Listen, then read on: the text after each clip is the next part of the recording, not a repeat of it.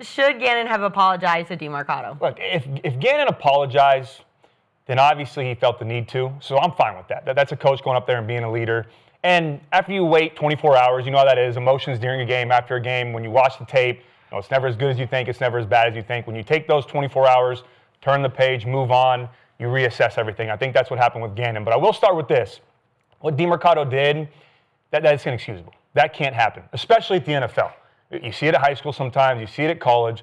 But for it to happen at the highest level, for you to drop the ball before you get to the goal line, I don't want to say he was showboating because it wasn't like he was doing anything crazy or anything wild, but you have to be a pro in that situation because if he scores right there, they go up 28-6. And you may say, okay, one play doesn't change the outcome of a game. In this case, it does. It does. It really does because teams that have a 22-point lead or more in the fourth quarter, according to ESPN, are 1,276 to 1 in the last 25 years. That was a game-changing play that changed the outcome. Against that team. Against that team. Yeah. They're not coming back. You give them just a little bit of hope, and you let those, I want to say bad teams, but they are right now. They're struggling. You let those lesser opponents hang around, they start to think they can win. So that can't happen. That's inexcusable. But you would have hit him too, Cody, is what you're saying. No. Well, I'll get to that now. No, I just, again, that can't happen, especially the role that you have on that football team. It was a hell of a run. Saw the hole, broke it, took it to the house. Slowed up a little bit too. I didn't like that. Yep. Just finish in the end zone. That was a me-first type of play instead of a team-first type of play. Finish in the end zone, then drop the ball and go celebrate.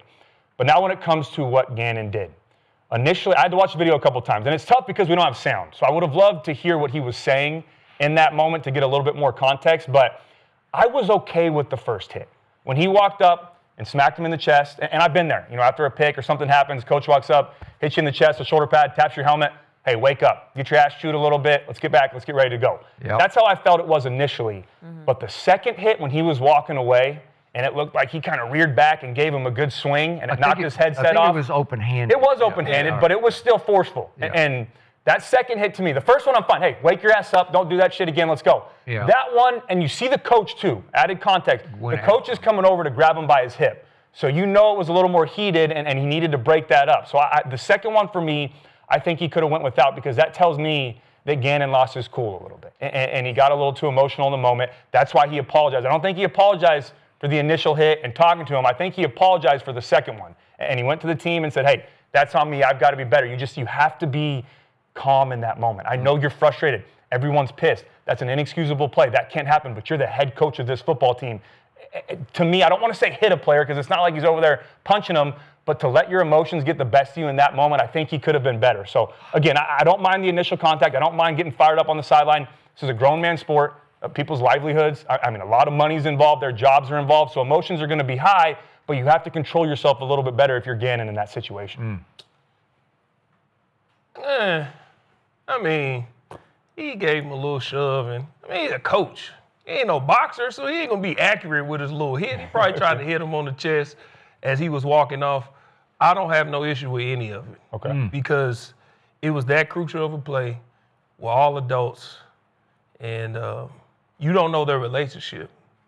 And for me, the reason I took that route of it, because something like that has happened with me before, where my coach, Joe Cullen, who's actually the coach of Chris Jones, and we'll get into that in a little bit, but my coach, Joe Cullen, one time we were playing Atlanta, and I was supposed to run a pirate where I'm in the B gap, and I'm supposed to stunt and go into the A gap, and we were on the goal line, and I didn't get into the A gap. And when we got to the sideline, coach was like, did you get in the A gap? I'm like, no, because the splits and however, blah, blah, blah. And he gets in my face, and I'm yelling at him, he yelled at me, and like we get to kind of going back and forth with a little, like, get out of my face, like, is this really what you want to do? They had to pull me back, they had to pull him back, and then the media got wind of it. It became a thing after the game. What happened, this and this? Me and Joe had already settled it because that's our relationship. We can talk to each other like that and not take it away. His wife was like, oh my God, you and Gerald about to fight. He was like, I don't know what you're talking about. They asked me, Gerald, what happened between you and Joe? I was like, I don't know what you're talking about. We both knew, let's downplay this because that's our relationship. So him doing that in front of the media, I think that was a him thing. I don't think that was for the player. You said him apologizing? Him apologizing. Yeah. I believe that was a him thing. Like, let me make sure that I look a certain way, but you handle that behind closed doors and you get in front of the media and you say, hey, listen, we pros, we talked about it, we dealt with it, moving forward. You know, the apology, I personally feel like that was a him thing. Like, let me protect my image and how I look. I don't think that was about the kid. Like, I did too much. No, the heat is on me, so I'm going to publicly say I apologize and all this, so y'all know that I did apologize. But, nah, you know, that could be handled behind closed doors. It's just pros being pros. So you're okay with hands-on? Yeah, like it's because we don't, like you said, we don't know what was said. Yeah. He didn't push his face. He pushed him on the pads and he was walking off. He kind of swiped his arm. He probably meant to hit his chest like, come on, you better than that. Or we got to be better than that. And he might have just hit his shoulder, but he meant to hit his pad. You see the kid didn't react because he know, like, who's to say that behind closed doors that's just not their relationship? We don't know. We have no idea. So when that happened, I didn't look at it like, oh, sure, you keep your hands to yourself. Yeah, it was like, come on, man, it's the heat of the moment. Yes, a head coach has to keep his cool because you take on the identity of your head coach. So if our coach loses his cool in heated moments, then he can't fuss at us when we do it. I understand that. But I wasn't really moved by the little, it's like he did it as he was walking off. It was more of like we've seen multiple times come on, man, be better than that as you're walking past. So I wasn't, you know. I am with you on I'm not worked up and offended by hands-on in this case. But I do think, to your point, that Gannon woke up, as he said, his quote was, I woke up this morning and didn't feel great about it, honestly. He didn't feel great about it because the NFLPA is all over it. Yep. And he needed to apologize for the sake of the organization, for the sake of maybe getting fined, maybe some other penalties could come down because that's the era we live in. You guys aren't that old, but I can go back to my high school. There were times in this country when that was perfectly acceptable. Today, it's really not acceptable to put your hands on a player in any sport. But the other point, I don't know the personal relationship between the two, but Demarcado he's their third string back. I liked him at TCU because he caught my eye. I don't know if you remember, but in their national semifinal against Michigan, which they won before they got obliterated by Georgia in the championship game, torched, when it's 65-7.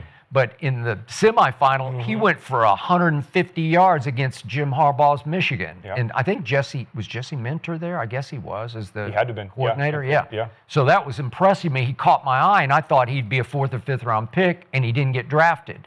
So he's their third string back. It was flukish he was even in the game at that point just to rest the second string because the first string back's gone.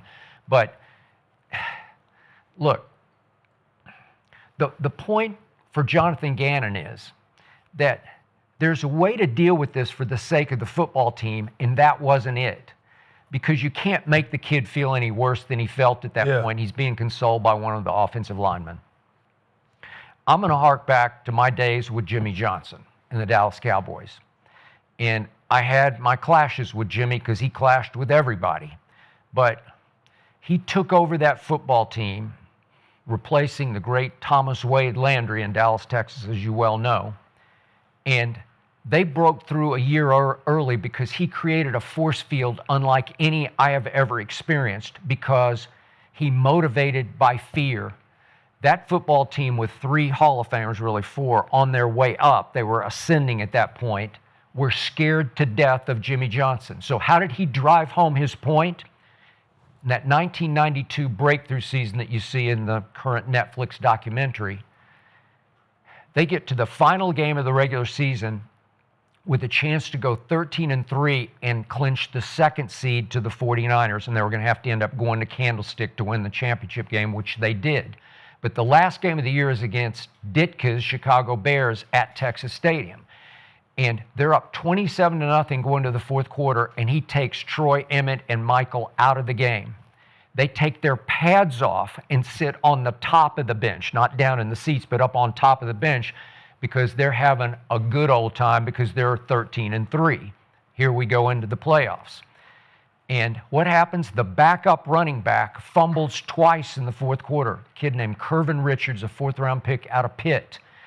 And Jimmy Johnson threw a fit on the sidelines at Curvin Richards, but he didn't go pop him in the stomach or pop him on the pads.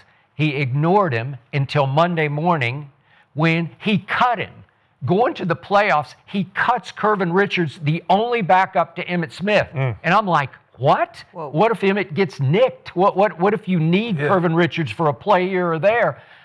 You got nobody. You are unprotected at backup running back because by that point you couldn't replace him on the roster. It was too late. And Jimmy got so mad during the game that he forced Troy, Emmett, and Michael to put their pads back on and go back on the football field, which is just psycho to me. But again, motivating by fear. So the move for Gannon was if you're the leader of the football team, you rise above your anger. I get the anger. You get it because it's just unacceptable what happened. Your third string back is going to drive the final nail into the Titans' coffin, and you're grandstanding and you slow up at the 3 or 4 and you lose the football before you hit the goal line. It's just not right. And the whole football team knows it's not right. And then the exclamation point was they blow the freaking game. How do you blow it? And it took crazy stuff happening. It took Cam Ward throwing an off-balance tipped interception that gets fumbled into the end zone. It's just like madness ensued. The worst-case scenario, as Kyler said, it was like 101, football 101, or how to blow a football game. But my point is, that's a cuttable, that's a fireable offense, and that's how you drive your point home. You just wake up Monday morning and just send him packing. You're okay without him. You can figure that. You can add somebody. You got plenty of time. So that's just me, because there's too much touchy-feely to me going on in the National Football League, letting this stuff happen. We saw A.D. Mitchell do it for the Colts at the Rams, where he's grandstanding and loses the ball before the goal line. We've seen it over the years, Deshaun Jackson. It's a moment that cannot be allowed. And if he would have cut Demarcado, then it sends a message around the National Football League, hey, that's just out of bounds, man. You can't do that or you're going to lose your job. That's what I wanted to see, not popping him in the stomach or whatever he did. That's just me. And that's not my issue. Isn't that Demarcado's sensitive and he got his feelings hurt or anything. My issue is that you could already tell that the kid was down, right? He obviously knew that he made a mistake. He had the offensive lineman with his arm around him. They're trying to console him. They're trying to say, hey, we're going to need you. It's okay. So I'm not mad that he came over and hit him. I don't think he physically hurt him, even if he tried to hit his arm or chest, whatever it was. I don't think it was in that sense to where I'm saying he assaulted him. I think it was in the sense of, as a head coach in those moments, either A, say nothing and cut him on Monday. I'm fine with that. I think that is.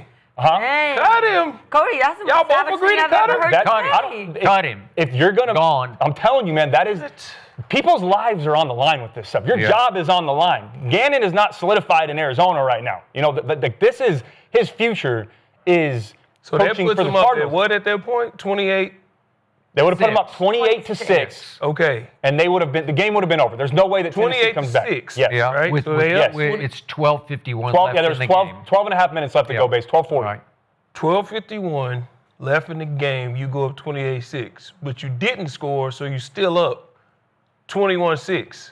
Versus a no-win team that's been playing terrible. And you cut this kid because he didn't put you up an extra touchdown?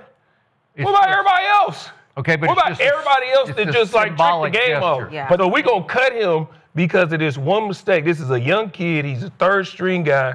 He's worked his whole life to get to this point. Should he have been better in that moment? Yes. But you tell him, that's where you have that one-on-one with him and say, hey, listen, this is how you lose opportunities. I'm just so happy to not cutting you, but anybody could, at this point, you just so happen to come across somebody who didn't. You do this at this level, you lose your job.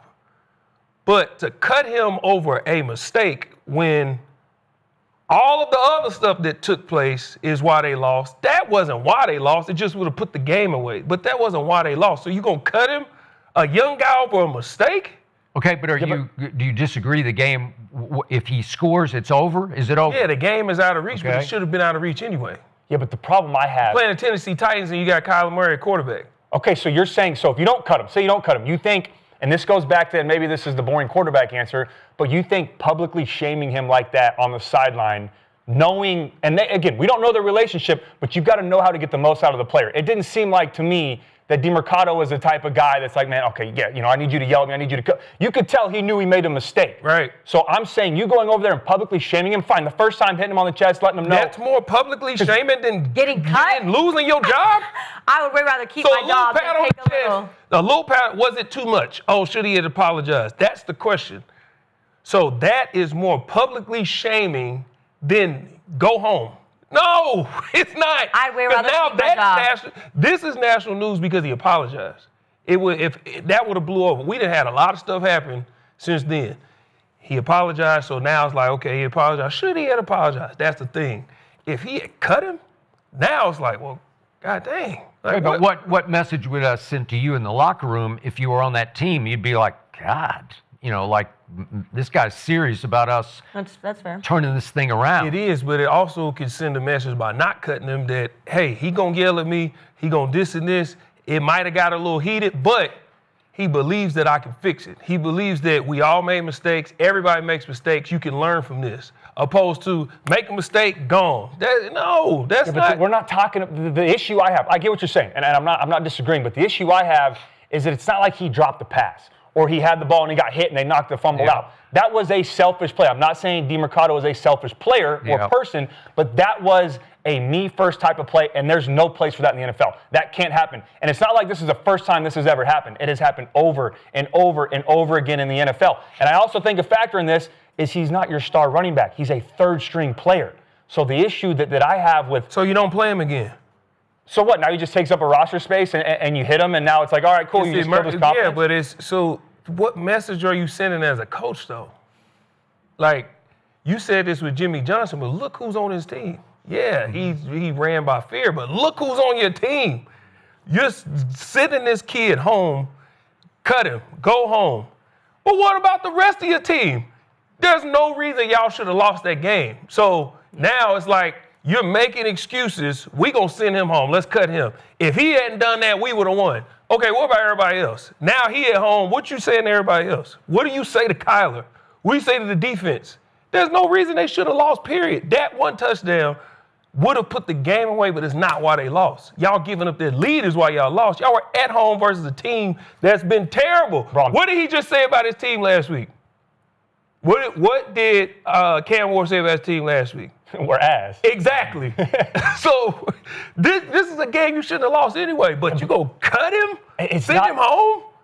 Yeah, I mean, look. That's more publicly shaming than getting a couple pats on the chest. Okay. Well, I'm a former quarterback. I'm taking the boring answer on this. I still think, again, I don't like the first hit. I don't mind. I don't think there's any issue with that. The second one, though, where you're hitting them, headset falls off. They're already consoling him on the sideline. The coach has to come over, grab you on the hip, and say, hey, don't do that. Obviously, you felt bad enough for what you did and said the next morning, and then said, okay, I'm going to go apologize about it to the team, and then I'm going to go do it publicly. I feel like that is just way more. And again, I don't want to see anyone get cut. I want everyone to have an opportunity in the NFL, but that's way more to me than just saying, hey, you're cut. You're the third-string running back. You made a mistake. It wasn't a fumble. The ball got knocked out, and we gave you an opportunity. Okay, we can learn from that. Let's work on that next week at practice. You dropped the ball at the goal line because you wanted to start celebrating early. You slowed down, you showboated, whatever you want to call it. That, to me, is worse than making it, or cutting him, I think, is better to handle that situation than it is to just deal with everything else that's going to come with that. Thursday Night Football 2017, Buccaneers versus Patriots. We're playing the Patriots, who ended up going to Super Bowl now. They lost to the Philadelphia Eagles, but this is the Patriots. They come into a Thursday night game. We're at home. We shouldn't even be in this game. We lose to them 17-13. Our kicker missed 4 kicks. I remember it. He got cut. Yep. That's cuttable. You missed 4 kicks. We had a chance to beat the Patriots. That's cuttable because you literally are one of the main reasons we held Tom Brady, of all people, to 17 points. 17. And you missed 4 kicks. That's cuttable. Not the third-string running back who fumbled and we up 3 scores already. You got to send a message to your locker room. That is unacceptable. Every mistake that got made after that was a mistake, what they call a commission, where you're trying to commit, you're trying to do something, and you misfire, you drop, you do whatever. This was so selfish, and it's a play that needs to get eradicated from the National Football League. And you could help for the greater good of the league to cut him because he is cuttable. Your fortunes are not going to rise and fall with Demarcado, right? Yeah. You can get away because James Conner's your first back, Michael Carter's your second back. You'll be okay. You'll figure this out without them. But if you want to establish new culture in Arizona, that would send a message to me like, whoa. And that's the main point, is Jonathan Gannon right now is trying to establish a culture, and he's trying to make a statement, and he's trying to build a winning franchise and set a foundation. Okay, great. Don't apologize. I understand. Okay. Yeah. I'm not disagreeing with what you're saying on that point. My disagreement is the fact that, or to Skip's point, is that, and I don't want to keep kicking the guy while he's down, but to Skip's point, he's a third string running back. We pay you $1 million a year. Even if he's making the rookie minimum, you're making $1 million a year to do that. I can go find someone else that can be a third string running back that's not going to commit that type of mistake. If that's your starter, and that's the reality of the NFL. If I go out in a game and I throw 3 picks, my ass is getting benched or I'm getting cut. If Tom Brady or a great quarterback or someone that's a first-round pick goes out and throws a couple picks and has a bad game, okay, we'll learn from it. We'll grow from it. The situation he's in, I can relate with. You can't afford to make those mistakes because when you have Jonathan Gannon who's trying to set a foundation and you can be replaced by another guy that we can pick up from the practice squad or go find a free agent, they can come in and be the third string back. To me, it's easier just to cut him, send a message instead of going through everything else that he went through, and now he's apologizing, and now there's unwanted attention on the Cardinals right now. Question, as a coach, if you're a quarterback or if let's put you in the coach's seat, you just cut him. Yeah. Right? What are you saying to the rest of the team? Because that's not the reason we lost. I don't. What do you say to everybody else? You're saying that's unacceptable. Yeah. We don't play football that way. It's not what about the rest of y'all who let them come back? The thing I'm saying with this, Gerald, is it's not that he made a mistake. It's not like he fumbled because the ball got knocked out. It's not like he made a football play that was a mistake like other guys did in the game to where they had a missed assignment or a missed opportunity or missed a throw or dropped the pass. This was a selfish act to where he started celebrating and dropped the ball before the goal line. This is a one-of-one. This is an outlier. It's not a within-the-play mistake where he just fumbled. If he just fumbled in the game and they said, we're cutting you, I would 100% disagree. I would say, don't. Agreed. No, you're sending the wrong message. But the fact of how it happened, and you're the third-string running back, and again, I don't want to kick this kid while he's down. I hope he has a successful career, but that is, to me, something that is unacceptable. That can't be okay. Even if you slap on the chest, it's all right, we'll go forward, we'll learn from it. You have to make a statement in that situation. You're not kicking him while he's down, but you definitely hitting him on the arm.